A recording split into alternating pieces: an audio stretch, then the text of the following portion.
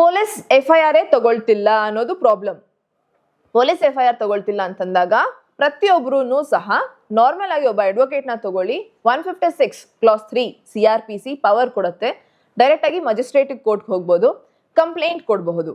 Complaint ಕೊಟ್ರೆ ಮಜಿಸ್ಟ್ರೇಟ್ಗೆ ಆ ವ್ಯಕ್ತಿ ನಿಮಗೆ ಗೊತ್ತಿರ್ಲಿ ಬಿಡ್ಲಿ, ಒಫೆನ್ಸ್ ಮಾಡದಂತ ವ್ಯಕ್ತಿ ಯಾರು ಒಫೆನ್ಸ್ ಕಮಿಟ್ ಮಾಡೋದು ಅವ್ರು ನಿಮಗೆ ಗೊತ್ತಿದ್ದಾರೆ ಅಂತಾನೆ ಇಲ್ಲ, ಗೊತ್ತಿಲ್ಲ ಅಂತಂದ್ರೂ ಸಹ ನೀವು ಕಂಪ್ಲೇಂಟ್ ಅನ್ನ ಕೊಡಬಹುದು.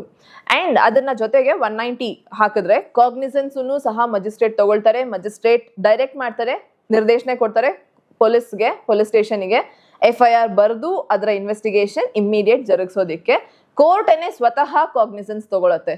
ಸೊ ನಿಮ್ಮ FIR ಪೊಲೀಸ್ ಆಫೀಸರ್ ತಗೊಳ್ತಿಲ್ಲ ಅಂತಂದಾಗ ನೀವು ಡೈರೆಕ್ಟ್ ಆಗಿ ಕೋರ್ಟ್ ಮೂವ್ ಆಗ್ಬಹುದು, ಮಜಿಸ್ಟ್ರೇಟ್ ಕೋರ್ಟ್ ಹೋಗಿ ಕಂಪ್ಲೇಂಟ್ ರೇಸ್ ಮಾಡಬಹುದು. ನಿಮ್ ಕಂಪ್ಲೇಂಟ್ ಅನ್ನೋದು ರಿಟರ್ನ್ ಅಲ್ಲೂ ಆಗಿರಬಹುದು, ಓರಲ್ ಅಲ್ಲೂ ಆಗಿರಬಹುದು. ಹೀಗೆ ಇರ್ಬೇಕಂತ ಇಲ್ಲ, ರಿಟರ್ನ್ ಆಗ್ಲಿ ಓರಲ್ ಆಗ್ಲಿ. ಅಂಡ್